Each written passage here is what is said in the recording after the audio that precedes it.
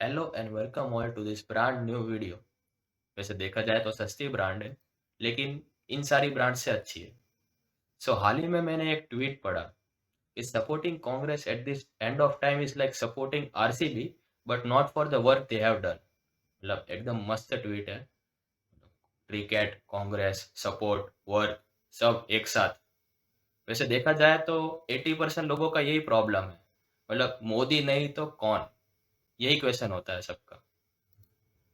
वैसे ये चीज़ तो हम सबको पता ही है कि हमारे पार्लियामेंट में तीन रत्न है: लोकसभा, राज्यसभा और प्रेसिडेंट। मतलब है भी प्रेसिडेंट, दिख मतलब है, लेकिन दिखता नहीं है। वैसे हम सबको पता है कि India as a parliamentary form of government, और इसके दो कीमती हाथ पैर हैं। एग्जीक्यूटिव माने पीएम और उसके कैबिनेट मेंबर्स, और लेजिस्लेचर माने मेंबर्स ऑफ पार्लियामेंट या तो लॉ मेकिंग बॉडी। वैसे पार्लियामेंट्री गवर्नमेंट और प्रेसिडेंशियल गवर्नमेंट में एक डिफरेंस होता है कि पार्लियामेंट्री गवर्नमेंट में executive is responsible for legislature. मतलब अगर मेजोरिटी ऑफ पार्लियामेंट मेंबर्स को ऐसा लगे कि गवर्नमेंट कुछ काम नहीं कर रही है, या तो गवर्नमेंट से कॉन्फिडेंस उड़ जाए, तो वो नो कॉन्फिडेंस मोशन की मदद से सरकार को गिरा सकती है किसी भी वक्त।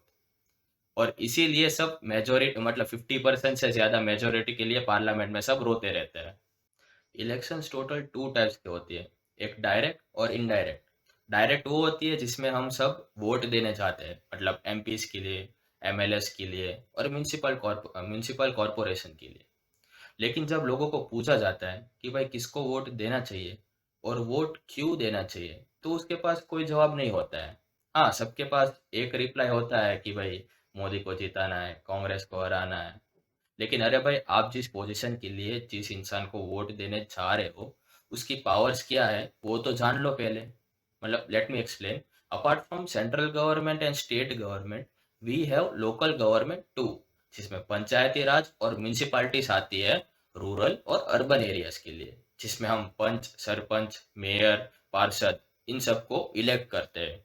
अब इन सब का मेन पॉइंट क्या है कि भाई एक एमपी है वो क्या काम करता है, एक एमएलए है वो क्या करता है, म्यूनिसिपल कॉरपोरेशन क्या करती है, और उन सब के पावर्स क्या है, वो सबसे मेन इम्पोर्टेंट चीज़ है। यहाँ पे मैंने एमपी, एमएलए और म्यूनिसिपल म्यूनिसिपल कॉरपोरेशन के अंडर जो जो पावर्स आते हैं वो मैंने डिस्क्राइब किए हैं।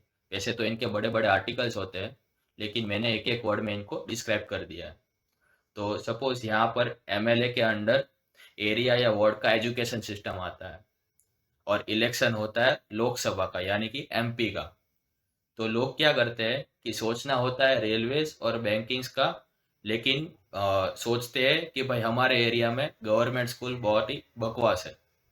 तो पहले तो आप ये देखो कि आप वोट किस पावर के लिए कर रहे हो, और दूसरी बात कि उस पोजीशन के लिए कौन आपको रिप्रेजेंट कर रहा है। लोग ये सब नहीं देखते हैं। मतलब कोई अनएजुकेटेड या नॉन एजुकेटेड आदमी एमएलए के लिए खड़ा है, और आप मोदी का इतना बड़ा पोस्टर देखकर आप उसको जिता के आ जाते हो। फिर आप ही बोलते रहोगे कि भाई मेरा बिजली का प्रॉब्लम है, पानी का प्रॉब्लम है। लेकिन अब तो वो एमएलए आपके लिए कुछ करने नहीं वाला है। मतलब सिंपल सी बात है कि आप किसी की कोई भी पार्टी को देखकर वोट नहीं करना है, बल्कि वो उम्मीदवार कौन खड़ा है, उसका क्वालिफिकेशन क्या है, उसका एजुकेशन क्या है, वो सब देखना चाहिए कि भाई वो कितना एजुकेटेड है, एक्सपीरियंस क्या है। मतलब आप ऑटोमेटिक अगर ये सब करने लगोगे, तो ही अच्छे उम्मीदवार आएंगे और वो खड़े होंगे। वरना फिर रिप्ड जीन्स होता रहेगा, और आप बैठे बैठे इंस्टाग्राम में पोस्ट शेयर करते रहेंगे। अगर हम पार्टी ना देखकर सिर्फ उम्मीदवार अच्छे चुनने लग गए ना, तो ऑटोमेटिक पार्लियामेंट में सारे अच्छे मेंबर्स ही रिप्रेजेंट करेंगे, चाहे वो कोई भी पार्टी के क्यों ना हो। और देश आत्मनिर्भर आत्मनिर्भर की जगह आत्मविश्वास और आत्म विकास की ओर आगे बढ़ेगा। मतलब एक कहावत है ना कि कभी कभी गधे को भी पहलवान बनाना पड़ता है। तो 2014 में हमने वही ट्राई की थी, लेकिन प्रॉब्लम ये है कि पहलवान बनाने की जगह हमने उसको भगवान बना दिया। एक राजा अच्छे से तब काम करता है जब उसको एक डर होता है कि भाई कोई दूसरा राजा उस पर आक्रमण ना कर दे, या तो उसकी प्रजा उसका विरोध ना कर दे, तभी वो अच्छे से काम करेगा। लेकिन हमने यहाँ पे क्या किया कि भाई एक ही राजा को पूरी संतलन दे दी। अब वो राजा अपनी मनमानी करेगा, और कोई दूसरा राजा उसको हराने वाला भी नहीं है, और अगर प्रजा कोई आवाज उठाए तो उसको काल कोठरी में बंद कर देंगे। सो प्रॉब्लम ये नहीं है कि हमारी पॉपुलेशन बहुत बड़ी है और हम सबको सेटिस्फाई नहीं कर सकते, लेकिन प्रॉब्लम ये है कि हम प्रॉपरली सबको मैनेज नहीं कर रहे। हमारा मैनेजमेंट सिस्टम ही बहुत वीक है, और इसका मेन रीजन ये है कि हमारे सारे मेंबर्स और कैंडिडेट्स सब वीक है। हम अच्छे से किसी को इलेक्ट ही नहीं करते हैं। मतलब मोदी सारी एमपी या एमएलएस की सीट थोड़ी ना लड़ रहा है, सबके कैंडिडेट्स लड़ रहे हैं, आपको वो देखना चाहिए। और अभी आप ये सोच रहे हो कि Congress is the main opposition, तो ये बता दूं कि कांग्रेस ओपोजिशन तो क्या, ओपोजिशन की रेस में भी खड़े होने की पोजीशन में नहीं है। मतलब ये नंबर्स तो आपको जस्टिफाई कर ही देंगे। इन लोगों ने सिर्फ पार्टी स्विच नहीं की है, बल्कि इन 44% पार्टी स्विच करके जीत भी गए इलेक्शन, मतलब सिर्फ नाम से।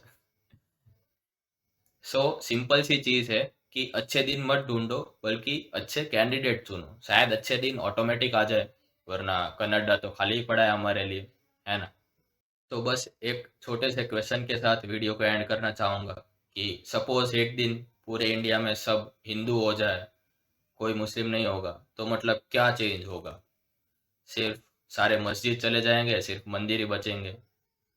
और वैसे तो कई सारे हिंदूज नॉन वेज भी खाते हैं, तो उसका तो कोई क्वेश्चन ही नहीं उठता है। या तो उसका ऑपोजिट कि भाई सपोज सारे हिंदू ना हो, या तो सारे मुस्लिम ही रहे इंडिया में, तो क्या बदल जाएगा? सारे मंदिर मस्जिद बन जाएंगे, और तो कुछ नहीं होगा ना। मतलब अगर और कुछ होगा तो आप कमेंट सेक्शन में ज़रूर बता सकते हैं। और इसी के साथ thank you and have a nice day.